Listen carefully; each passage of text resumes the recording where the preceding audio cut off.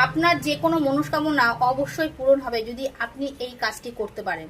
এই কাজটি করলে আপনার সকল প্রকার মনস্কামনা অনায়াসে পূরণ হয়ে যাবে। কাজটি কি?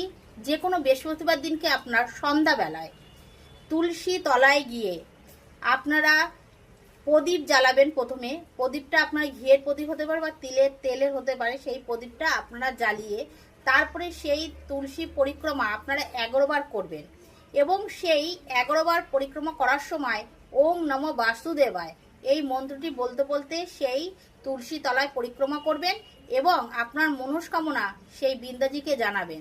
যদি এই কাজটি আপনারা প্রতি বৃহস্পতিবার করতে পারেন তাহলে দেখবেন আপনাদের মনস্কামনা অবশ্যই পূরণ হবে। শ্রদ্ধা ভক্তি সহকারে করবেন এবং পজিটিভ চিন্তা করবেন যে এই কাজটি করলে আমার মনস্কামনা অবশ্যই পূরণ হবে, তাহলেই আপনার মনস্কামনা অবশ্যই পূরণ হবে।